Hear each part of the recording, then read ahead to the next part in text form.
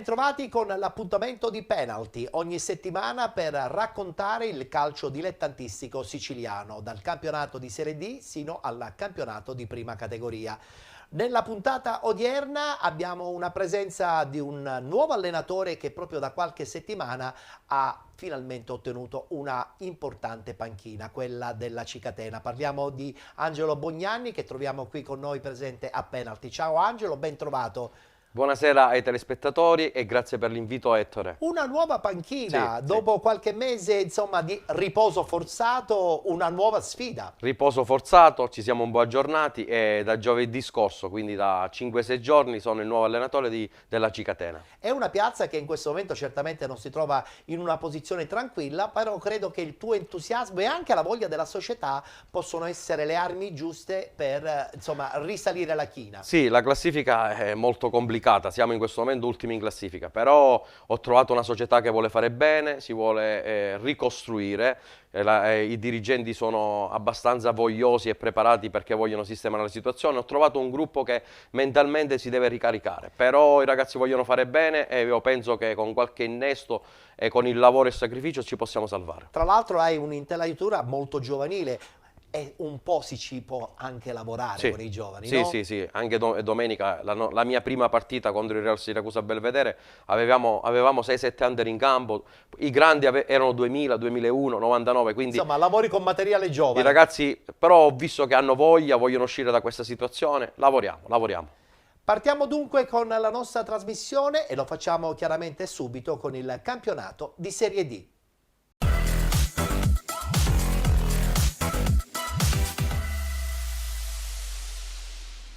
Si è giocata la 14ª giornata, guardiamo subito il tabellino dei risultati. Castrovillari, Ragusa Calcio 0-0, Città di Aciriale batte Mariglianese 2-1, Cittanova, Città di Sant'Agata 2-2, Locri 1909 batte FC Lamezia Terme 3-1, Rinviata FC Trapani San Luca e Santa Maria Cilento Licata Calcio.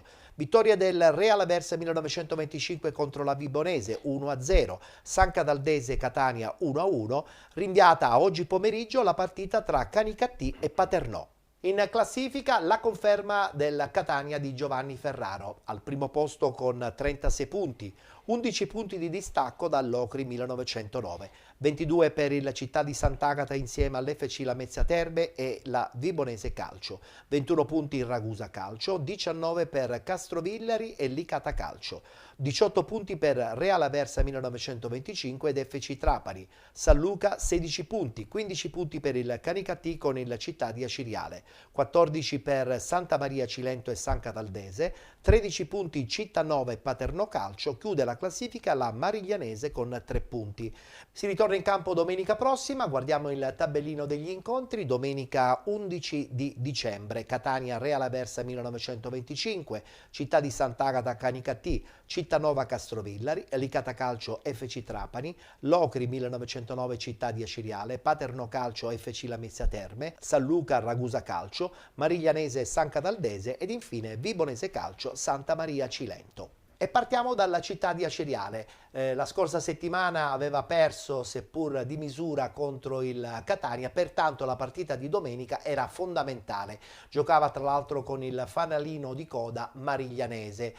Angelo, pensi che ce la possa fare a tirarsi fuori da questa classifica certamente non tranquilla la Ciriale? Sì, si trova in una zona di classifica molto pericolosa all'interno dei playout, però sono sicuro che Aciriale è una grande piazza, sono sicuro che nel girone di ritorno farà molto meglio. Anche perché adesso c'è stato un ricambio notevole sia del parco giocatori che anche del parco dirigenziale, sì, quindi io sono sicuro che al ritorno faranno meglio e usciranno da questa zona perché non è una zona da Aciriale. No? La zona playout io penso che verrà distaccata e farà un girone di ritorno più interessante e più tranquillo. Tra l'altro la cosa che ci sorprende lo scorso anno, insomma sappiamo tutti che campionato ha fatto il Città di Aciriale, ci si aspettava un po' di più quest'anno. All'inizio si aspettava un po' di più, è un po' la delusione del girone, però sono sicuro, come ho detto poco fa, che al ritorno farà meglio e uscirà da queste sabbie mobili.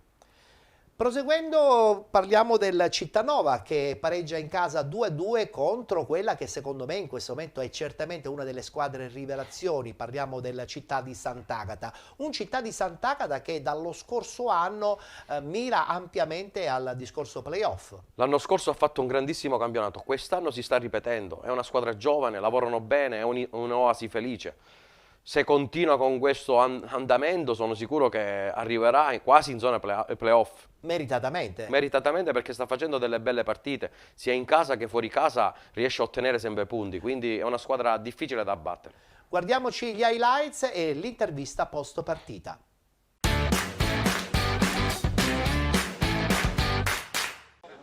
Allora, il rammarico rimane per quello che è stato l'andamento della gara, nel senso che dopo 20-25 minuti ti trovi 2-0 e allora credi di aver messo la partita sui binari giusti. Però poi purtroppo siamo stati un po' ingenui nell'aprirla da soli, perché abbiamo riaperto la partita da soli e quindi questo poi ci ha portato al 2-1. Poi il rammarico maggiore è che il calcio poi è crudele, no? Perché sembra quasi che l'abbia inventato veramente il diavolo, nel senso che dal possibile 3-1 di Giannaula, annullato per fuorigioco che c'è o non c'è, non lo so, l'azione dopo prende il 2 pari. Il calcio poi è crudele per questo, no? Io dico che se ci sono 6 rigori in partita, l'arbitro deve avere la personalità, il carattere di fischiare 6 rigori, perché in una partita può capitare che ce ne siano 6-7, però come dice lei io non voglio soffermarmi sugli arbitri perché secondo me facciamo un errore, perché dobbiamo concentrarci su quello che era possibile fare di più e meglio. Poi le sviste arbitrali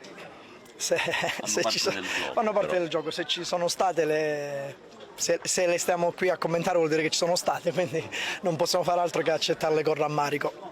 Ragazzi, bisogna fare soltanto un plauso, anche oggi, perché se una squadra fa i primi 25 minuti come abbiamo fatto noi, ma io non dico solo i 25 minuti, perché dopo il gol del 2-2 il 90% delle squadre psicologicamente le ammazza. Noi invece siamo rimasti in partita, abbiamo sfiorato l'occasione del 3-2, potevamo avere un rigore a favore che poteva essere il rigore del 3-2, quindi significa che la squadra c'è, che riesce anche a resistere a quelle spinte che possono portarti a buttarti giù, però così non è stato.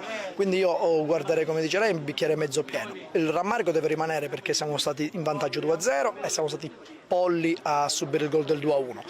E poi il pizzico di delusione e amarezza, perché dal possibile 3-1 passi al 2 pari e quindi poi là il dettaglio ha fatto la differenza, anche perché poi il 2 pari è nato da un eurogol del giocatore avversario, quindi poi se n'è stata una concomitanza di cose che hanno fatto sì che il risultato arrivasse sul pareggio. Benvenuti da Giada Immobiliare. La professionalità come punto di partenza, la qualità dei servizi come riferimento essenziale. Tutto questo è Giada Immobiliare di Giuseppe D'Antone. Servizi di compravendita ed affitti, supporto per concessioni mutui e consulenza finanziaria. Ed inoltre assistenza partecipazione ad aste giudiziarie e consulenza tecnico-legale. Giada Immobiliare, via Etnea 734, Catania. Info 095 6174 981 oppure 095 6174 973. Visita il sito con le nostre proposte www.giadaimmobiliare.it. Giada Immobiliare, insieme a te per comprare e vendere.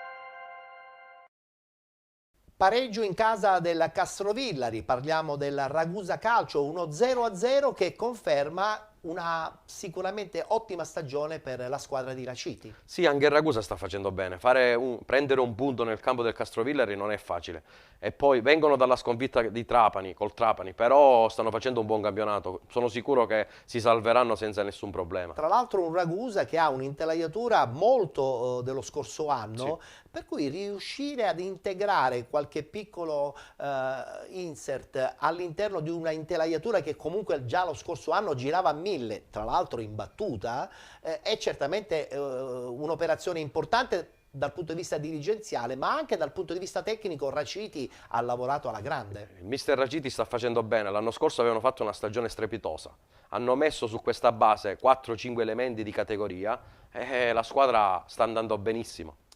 Volto subito pagina perché voglio parlare dell'FC Lamezia Terme. Dopo il pareggio con il Catania, 2 sconfitte che hanno pregiudicato in un certo senso il cammino della squadra di Novelli e la cosa un po' ci spiazza. Sì, nessuno se lo immaginava, anche perché dopo il Catania, che per me rimane l'unica e grande favorita, Lamezia Terme, Vibonese, lo stesso Locri, sono sicuro che faranno un grande campionato, però queste 2 sconfitte della Lamezia Terme hanno un pochettino sorpreso un po' tutti. Puoi pensare che ci possa essere un ridimensionamento all'interno del progetto? Può essere, perché vedendo che il Catania ormai dista a tantissimi punti, può essere che all'interno dei piani societari si incominciano a fare dei conti e dicono il campionato quest'anno è impossibile vincerlo.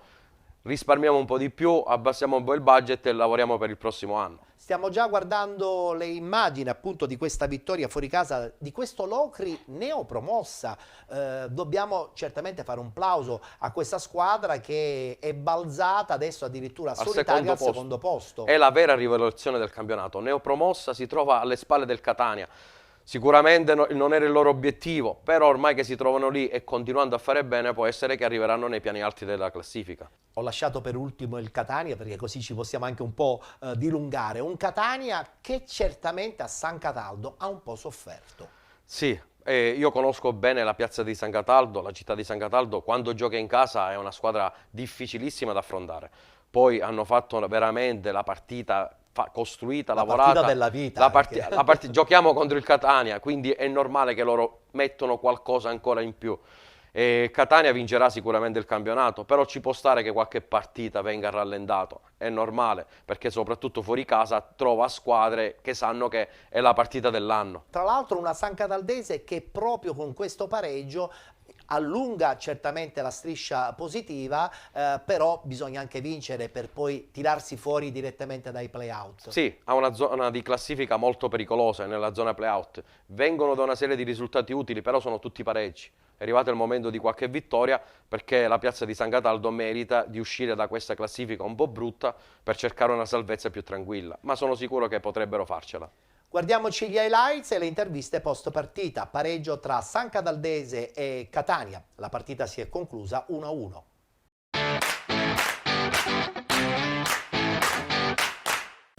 Faccio i complimenti al Catania perché non era facile pareggiare e poi cercare di vincere la partita, soprattutto anche il secondo tempo. Per questo è una prestazione che è importante contro una squadra che stava in salute e sono contento e soddisfatto. Un campo di piccola dimensione, che è un campo di 100 metri, ho visti 9 e 15 che stavano nell'area di rigore, era più difficile però trovare gli spazi. Infatti ho messo Giovinco sotto a Sarao e poi sotto a Jefferson per cercare di prendere qualche palla nella linea, ho messo Chiarella sulla destra per dare più ampiezza, ho messo Palermo per accompagnare l'azione, per cercare di riempire l'area. Abbiamo fatto di tutto per vincere la partita, però ci è mancata l'ultima giocata. Però faccio i complimenti alla San Cataldese perché ha messo uno spirito oggi importante che affronta il Catania con questo entusiasmo, con questa voglia, però va bene così, alla fine siamo al Catania, un derby che abbiamo fatto un pareggio e adesso pensiamo a martedì la prossima gara. Più che poco riflessiva e istintiva è che il campo ti permette a trovare meno spazi, perché avendo un campo, diciamo loro giocavano 3-4-1-2, si abbassavano, è più facile con i 3, con i 2 interni di centrocampo, con i quarti a chiudere le traiettorie di passaggio. Invece giocando a un campo qualche dimensione un po' più lontana, anche la linea difensiva c'ha più spazio per coprire il campo, per questo però diciamo loro hanno fatto questa partita, noi siamo il Catania che dovevamo fare qualcosa in più. Anche faccio i complimenti ai ragazzi per il gol che abbiamo fatto, perché alla fine il gol che abbiamo fatto, faccio i complimenti a Zeoli e a tutto lo staff, perché loro lasciando 3 avanti ne abbiamo provato quel tipo di giocata partendo rapida dalla difesa e abbiamo fatto un gol proprio con grande intensità e grande voglia. Per questo alla fine anche i lavori in settimana, che a volte uno si pensava che era un gol casuale, però abbiamo fatto un gol proprio con i 3 avanti che rapidamente di partita dalla difesa e poi è successo per questo. È un pensiero lavorativo importante, ci fa crescere, ci fa sperare e il Catania raggiungerà il proprio obiettivo che vuole la società, vogliono i tifosi e tutti quanti noi. Potevo sicuramente fare meglio, però poi le partite vanno come vanno.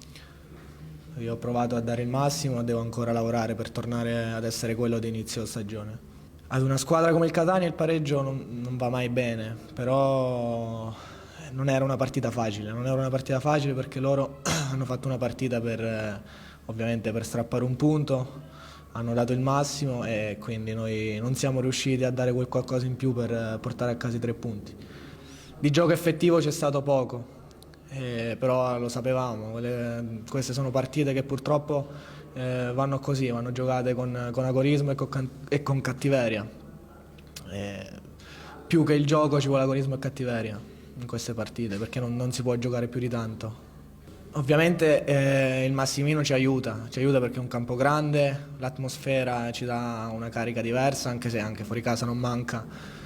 Però fuori casa c'è da dire che abbiamo fatto più difficoltà. Ora io non so se è un fatto di una casualità oppure noi approcciamo le partite sia in casa che fuori casa allo stesso modo. Questa era una partita sporca, lo sapevamo perché comunque il campo non ci permetteva di giocare più di tanto, quindi sapevamo che era una partita difficile e con un livello agonistico molto alto, quindi siamo messi un po' l'elmetto, abbiamo provato a vincerla e poi comunque gli episodi poi condizionano un po' il risultato. Sinceramente la partita dura 90 minuti, quindi ora non sono i 10 minuti che condizionano il risultato. Come ho detto prima, noi la cosa più importante è cercare di vincere sempre, quindi andare su ogni campo a vincere, quindi siamo amareggiati più per questo che per altro.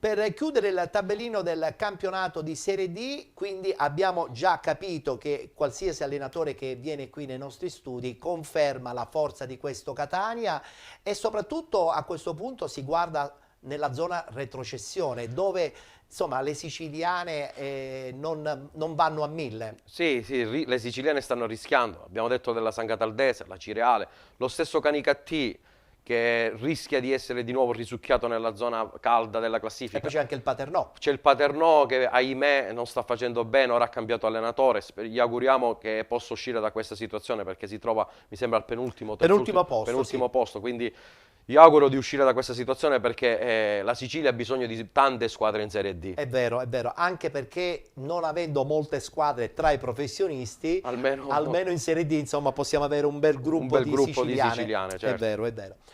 Ci dobbiamo fermare, abbiamo una pausa pubblicitaria, tra poco rientreremo in studio e parleremo subito dei 2 gironi del campionato di eccellenza. A tra poco.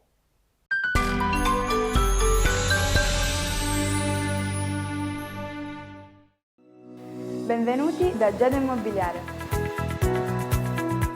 La professionalità come punto di partenza, la qualità dei servizi come riferimento essenziale. Tutto questo è Giada Immobiliare di Giuseppe D'Antone. Servizi di compra-vendita ed affitti, supporto per concessioni mutui e consulenza finanziaria. Ed inoltre assistenza partecipazione ad aste giudiziarie e consulenza tecnico-legale. Giada Immobiliare, via Etnea 734, Catania. Info 095 6174 981 oppure 095 6174 973. Visita il sito con le nostre proposte www.giadaimmobiliare.it. Giada Immobiliare, insieme a te per comprare e vendere.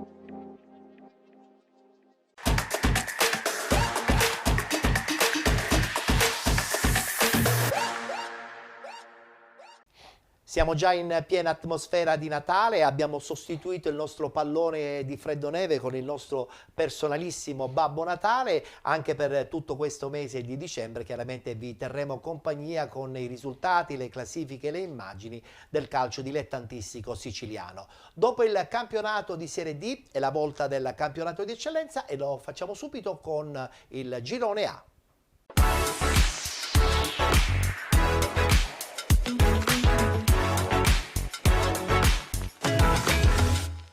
Nel campionato di eccellenza si è giocata la 13ª giornata. In questo girone A guardiamo i risultati: Cus Palermo Parmonval 2-2, Castellammare Mazzarese 2 0-0, Enacalcio che vince in casa contro l'Acragas 2018 1-0, Leonfortese batte Nissa FC 2-1, vittoria fuori casa del Casteldaccia 1-0 contro il Resultana San Lorenzo. Don Carlo Misilmeri batte Oratorio San Ciro e San Giorgio 4-1, Mazzara Calcio batte Unitas Sciacca 2-0 ed infine Profavara batte Nuova Città di Gela 2-1.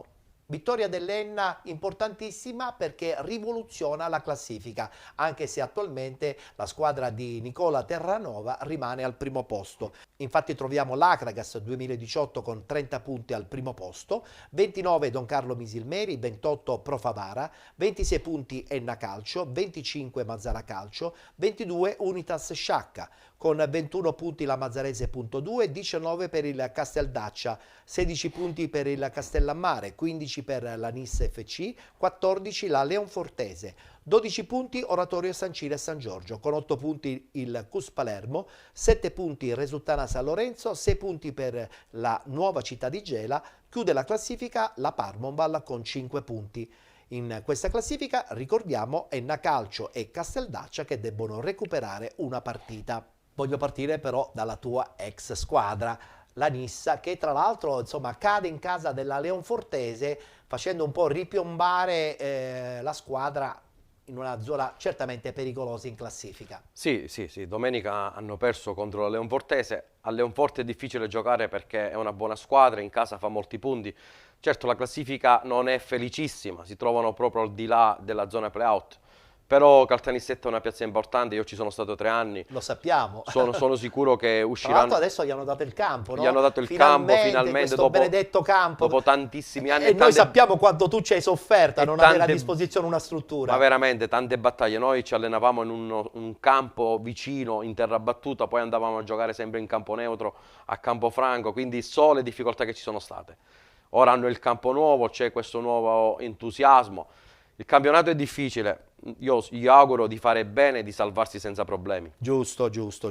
Abbiamo visto tra l'altro le immagini di questa vittoria della Leonfortese proprio contro la Nissa 2-1. Ritorniamo invece a parlare di questa zona alta della classifica dove la vittoria dell'Enna ha un po' in un certo senso rivoluzionato la testa. La squadra di Nicola Terranova continua ad essere al primo posto, ma l'Enna con questa vittoria va in avanti e deve ancora recuperare una partita. È una vittoria importante a livello mentale. Allora, la favorita rimane sempre l'Acragas perché è una grandissima squadra, costruita molto bene. Però l'Enna con questa vittoria ha dato un segnale. Fino alla fine io conosco bene il girone A, essendoci stato per tanti anni. Sarà lottato fino alla fine. Ripeto, l'Acragas ha un qualcosina in più, però sia l'Enna che il Misilmeri, lo stesso Profavara, sono squadre che lotteranno e daranno battaglia fino alla fine. Guardiamoci il servizio, vittoria dell'Enna 1-0 contro l'Acragas 2018.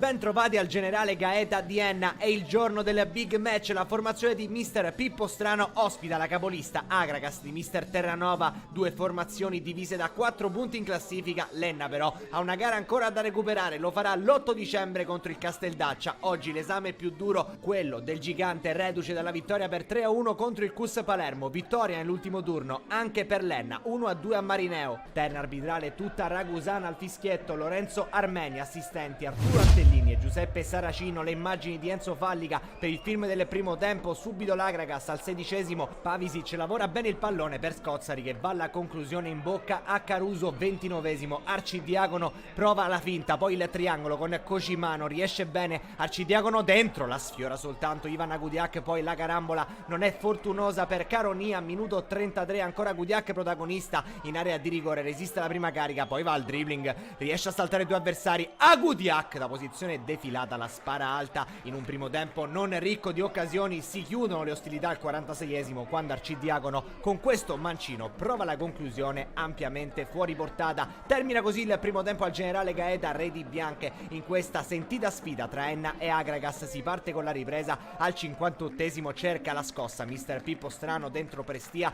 fuori Caronia. 63esimo, rimessa laterale per l'Agragas, il pallone finisce in aria, c'è una prima deviazione, una seconda, lo cascia in acrobazia, per poco non ci scappa l'Eurogol della formazione ospite. 71esimo, ancora Agragas pericolosa con Mansour che rientra verso il destro e sfiora il palo, il possibile 0-1. Minuto 72, esordio per Davide Cariodo in casa Enna, fuori Cocimano. 73esimo, l'azione parte dalla metà campo, Agudiak per Prestia, di prima su Cariodo, la gira a sinistra dove c'è Arcidiacono, 1 contro 1 dell'ex Messina, va al sinistro, conclusione sul palo, lì c'è Agudiak, il tap-in vincente, quello che vale l'1-0 dell'Enna. Terzo gol consecutivo per Ivan Agudiak dopo la doppietta di Marineo. Questa è pesantissima, la rete che sblocca il risultato contro la capolista Agragas. 74esimo, risponde la formazione di mister Terranova, imbucata di Semenzin per Vitello che non riesce a pareggiarla. 77esimo, di Dio per Strano. 86esimo, ancora un cambio per l'Enna,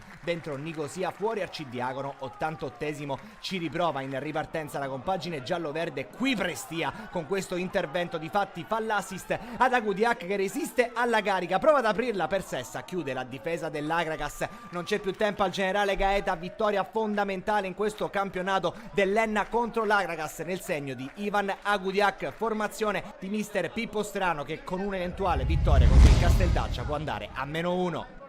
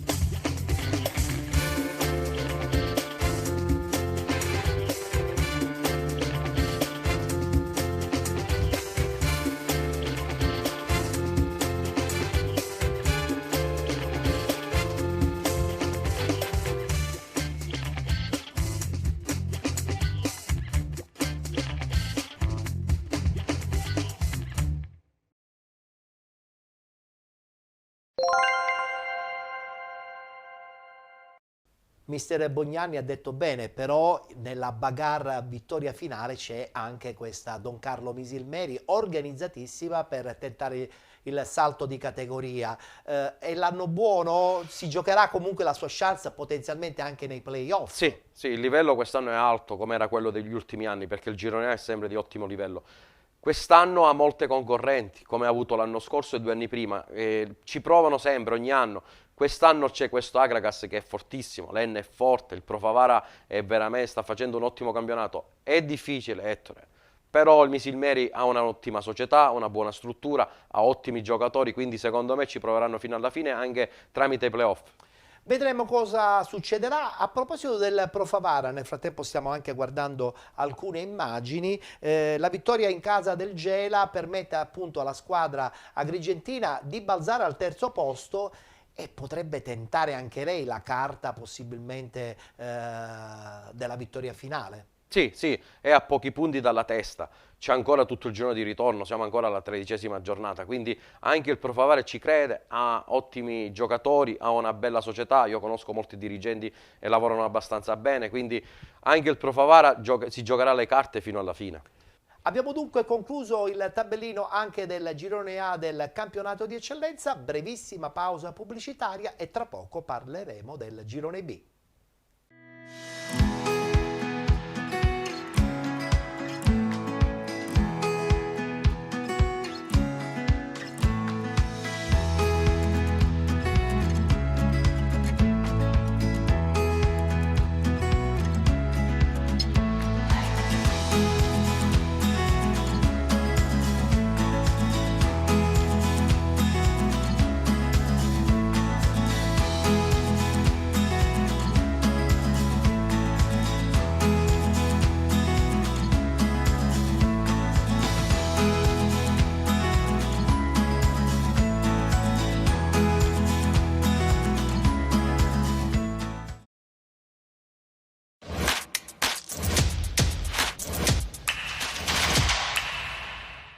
Eccoci rientrati in studio, subito parliamo del girone B del campionato di eccellenza.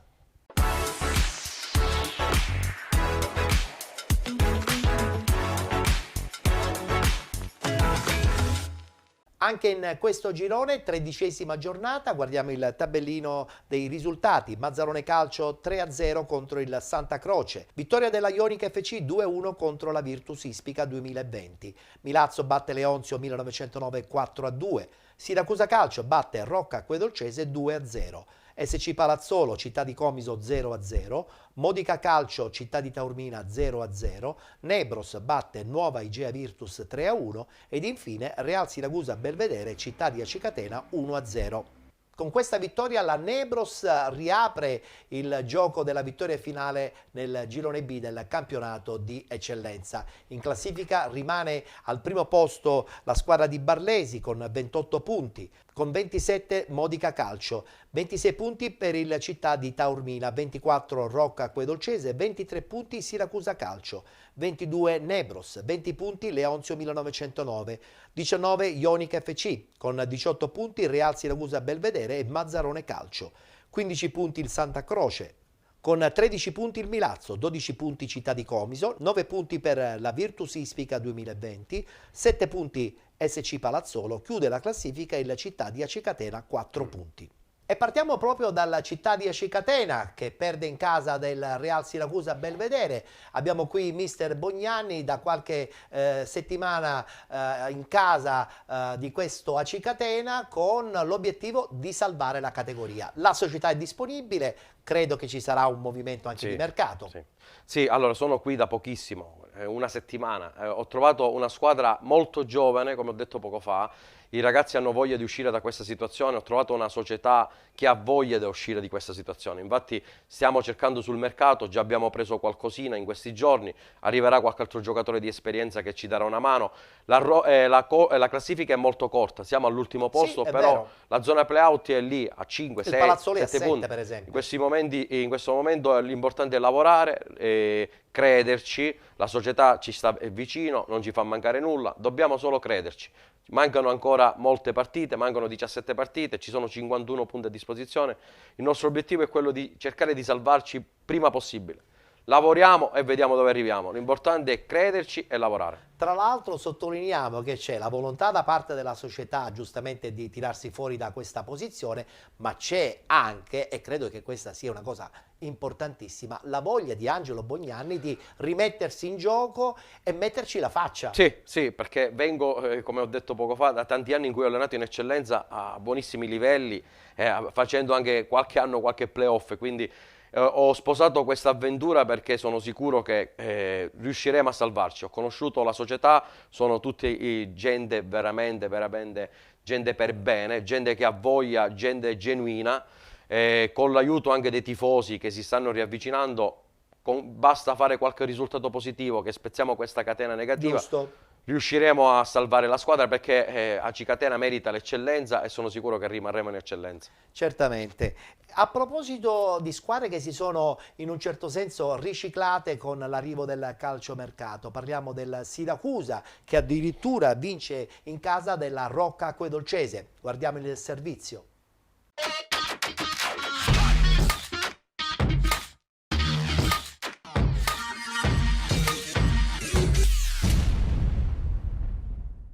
Dopo oltre 2 mesi il Siracusa, rigenerato dagli innesti dicembrini di Pettinato, Privitera e Iraci, torna a vincere fuori casa e lo fa battendo a domicilio il Rocca Acquedolcese, quarta forza del campionato. Si parte con un minuto di raccoglimento per onorare la memoria del padre del direttore generale del Rocca Acquedolcese, Sergio Mezzanotte, scomparso qualche giorno fa. Ed è proprio la squadra di casa a rendersi minacciosa dopo 6 minuti con il destro di Scolaro che trova il decisivo intervento di Ababei. Il Siracusa risponde un minuto più tardi con Maimone che da pochi passi manda sul fondo il cross di Ficarotta. Al 21esimo altro squillo del Rocca Acquedolcese con il tentativo mancino di Chimo, ben controllato in tuffo da Loris Genovese, ma al minuto 36 è il Siracusa ad avere la palla del vantaggio. Montagno però calcia incredibilmente sul fondo da 0 metri l'invito del solito Ficarotta. Nella ripresa parte forte il Rocca Acquedolcese che dopo un minuto la potrebbe sbloccare con Paolo Genovese, ma il suo sinistro ravvicinato è prontamente disinnescato dal portiere. portiere. Poi però il Siracusa inizia a spingere dopo il colpo di testa di Palmisano al 51esimo, prontamente deviato in angolo da Caserta, e la botta mancina di Montagno 3 minuti più tardi che si perde a fil di palo. Gli azzurri la sbloccano al minuto 63 quando il cross dalla sinistra di Ficarotta non viene controllato da Caserta, con la palla che sbatte su Savasta e si insacca in rete per il vantaggio ospite,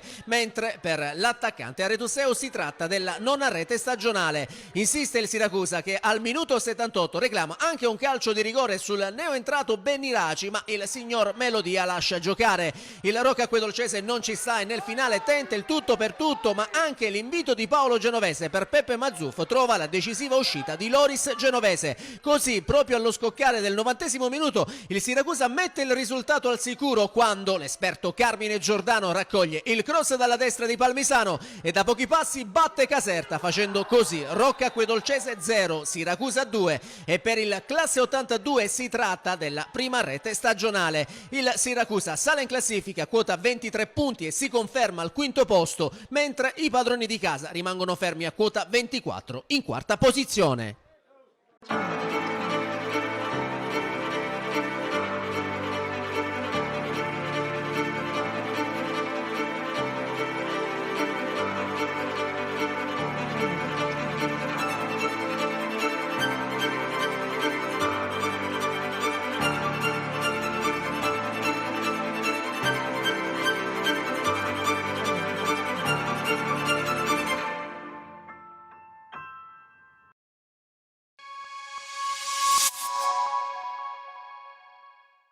Siracusa che ritorna dunque nel giro promozione diretta, ma soprattutto un Modica che purtroppo pareggia in casa contro un'altra diretta concorrente, il Città di Taormina. Nel frattempo sono già partite le immagini, Modica e Città di Taormina che comunque già dall'inizio hanno chiaramente puntato alla vittoria finale. Stiamo parlando di due grosse squadre, con due ottime società, conosco molti dirigenti di queste due squadre e ti posso dire che sono molto organizzate.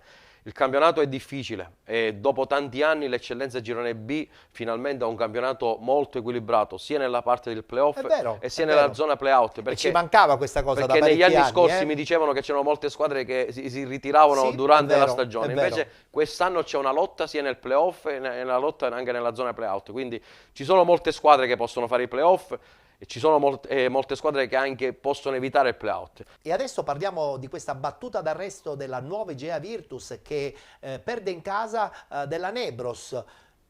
Non ce l'aspettavamo, con grande merito la Nebros perché ha disputato una grandissima partita. Nessuno se lo immaginava. Però chi è un attento osservatore sa che la Nebros è un'ottima squadra. Noi della Cicatena la incontriamo la prossima domenica. Sì. Ti posso dire che la incontrate nel momento forse la incontriamo forse nel momento sbagliato per noi, perché vengono da una vittoria contro la prima in classifica. L'Igea Virtus è un'ottima squadra, però ripetendo, quest'anno ci sono 5-6 squadre che possono lottare per il primo posto e tutti possono vincere e perdere contro chiunque, quindi sarà un campionato veramente all'altezza dei pronostici dall'inizio. È vero, è vero. Nebros che attualmente ha 6 punti dalla vetta, quindi ancora apertissimo. Può succedere di tutto, quindi ogni domenica c'è sempre qualche sorpresa e quindi, ripetendo, tutti possono guadagnare punti su tutti. Bene, guardiamoci il servizio, vittoria della Nebros 3-1 contro la nuova Igea Virtus.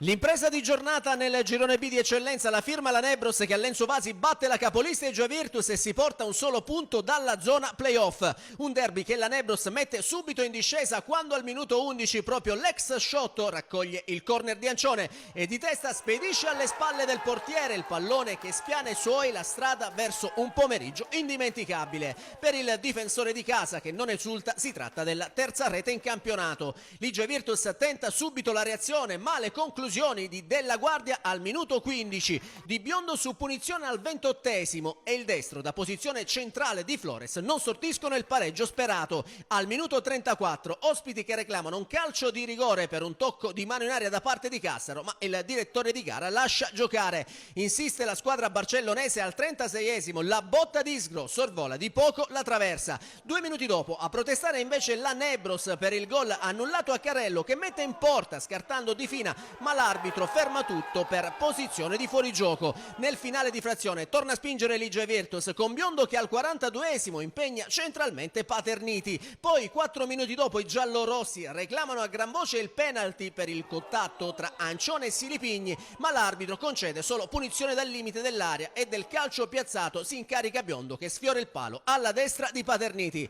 Nella ripresa ancora giallorossi in avanti alla ricerca del pareggio e dopo il tentativo di Flores al minuto 48 terminato alto sulla traversa, Ligia Virtus acciuffa il pareggio 2 minuti dopo grazie a una sfortunata deviazione di Sciotto che manda alle spalle di Paterniti il colpo di testa di Isgro per la rete dell'1-1. Una gioia che per i barcellonesi dura poco, però infatti al 55esimo la Nebros rimette la freccia quando l'altro ex della sfida Ninni Carello raccoglie l'assist di Sciotto dopo la gran traversa colpita da Gatto e di testa batte Di Fina facendo così Nebros 2, Ligia Virtus 1 e per Carello che non esulta si tratta della terza rete in campionato. L'11 giallorosso prova nuovamente a rimettere in piedi la partita, ma la punizione di Ido Iaga al 57esimo è deviata in tuffo da Paterniti, mentre il piazzato di Biondo al 65esimo non inquadra di poco lo specchio della porta. Bersaglio che al minuto 70 centra invece la Nebros quando Pontini raccoglie l'ottimo lavoro di Carello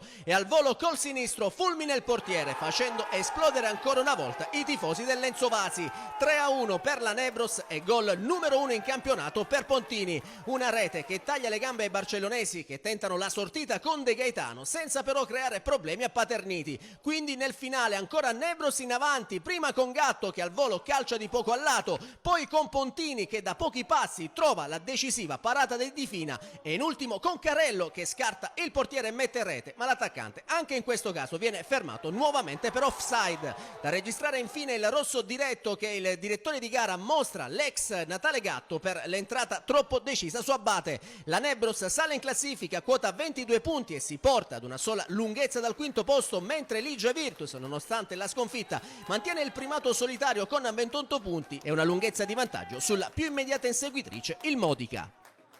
Benvenuti da Giada Immobiliare. La professionalità come punto di partenza, la qualità dei servizi come riferimento essenziale. Tutto questo è Giada Immobiliare di Giuseppe D'Antone. Servizi di compravendita ed affitti, supporto per concessioni mutui e consulenza finanziaria. Ed inoltre assistenza partecipazione ad aste giudiziarie e consulenza tecnico-legale. Giada Immobiliare, via Etnea 734, Catania. Info 095 6174 981 oppure 095 6174 973. Visita il sito con le nostre proposte www.giadaimmobiliare.it. Giada Immobiliare, insieme a te per comprare e vendere.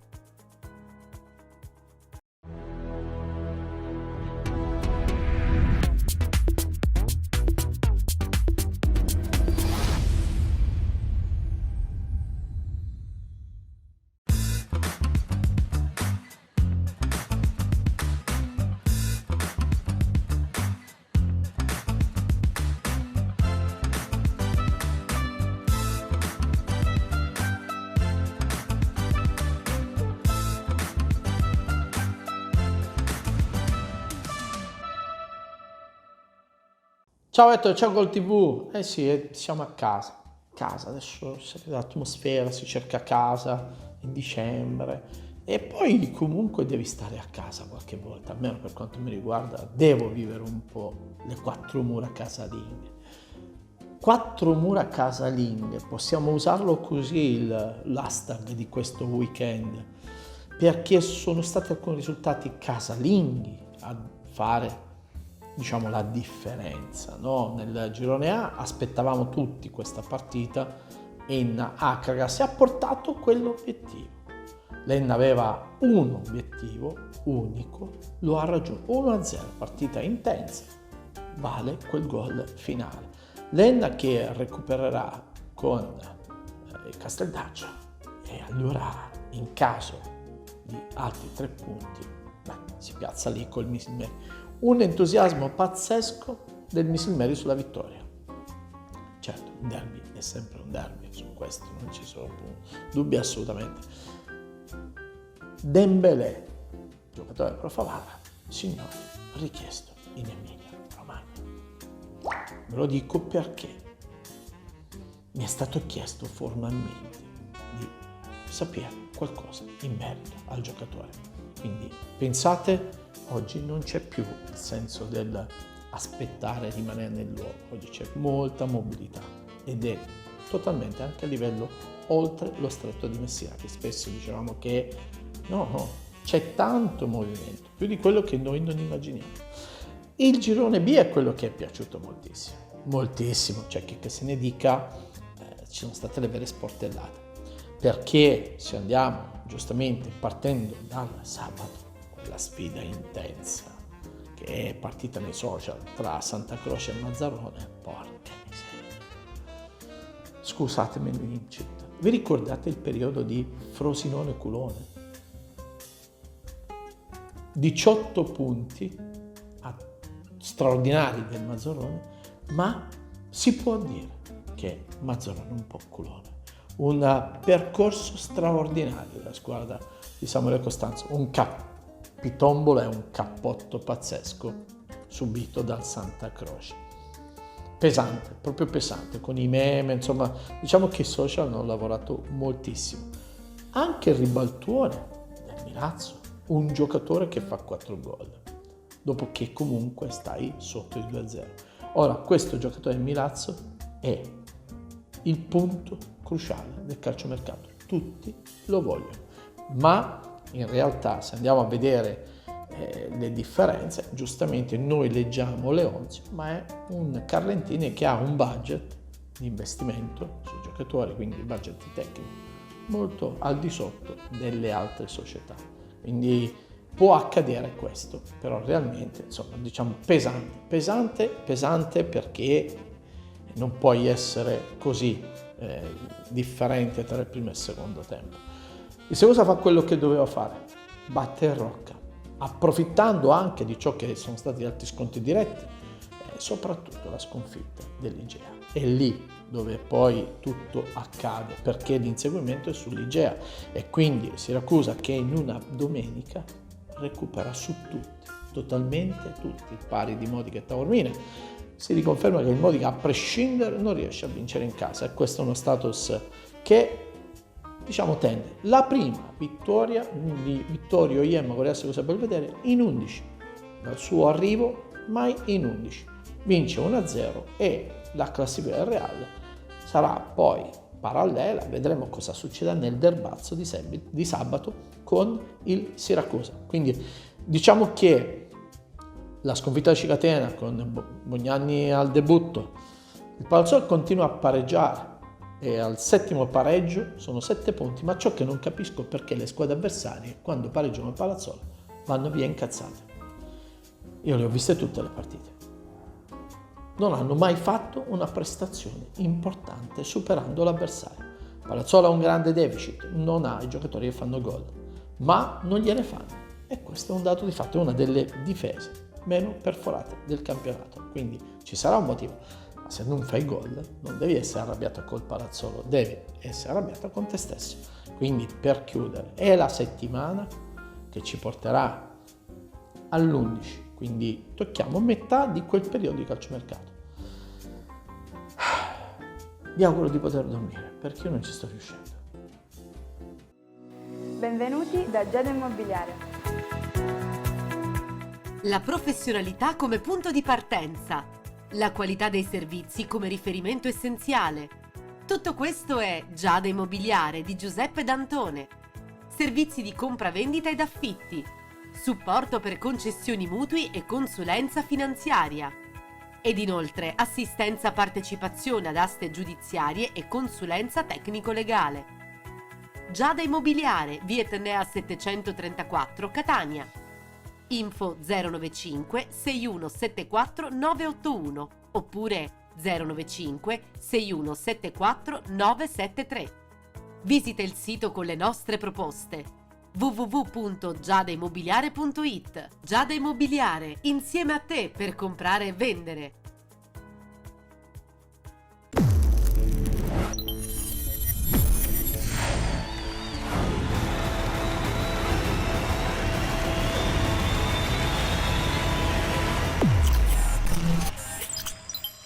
Puntata intensa quella di oggi, ormai in piena atmosfera natalizia, lo vediamo sia nella grafica alle mie spalle, ma soprattutto anche con la presenza del nostro Babbo Natale. Che ti aspetti da Babbo Natale per questa tua nuova avventura da Cicatena? Mi aspetto di lavorare tanto. Con serenità? Con serenità, vado d'accordo con la società su tutto, si sono messi a disposizione. Ripeto, il nostro obiettivo è quello di salvarci.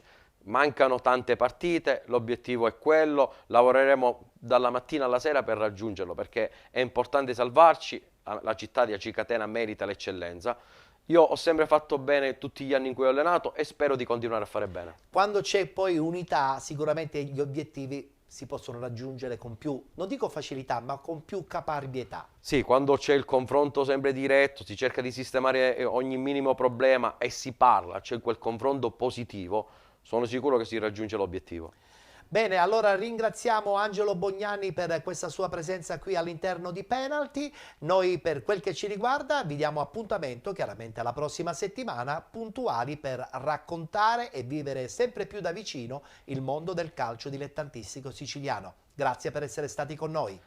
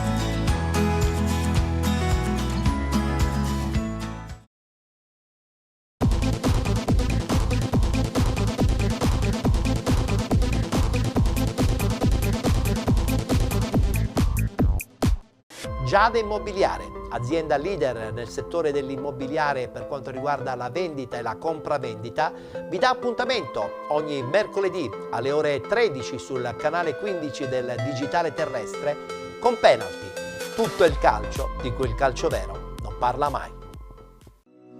Benvenuti da Giada Immobiliare. La professionalità come punto di partenza, la qualità dei servizi come riferimento essenziale. Tutto questo è Giada Immobiliare di Giuseppe D'Antone. Servizi di compravendita ed affitti, supporto per concessioni mutui e consulenza finanziaria.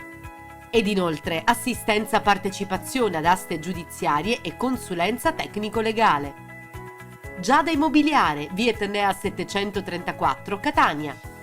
Info 095 6174 981 oppure 095 6174 973.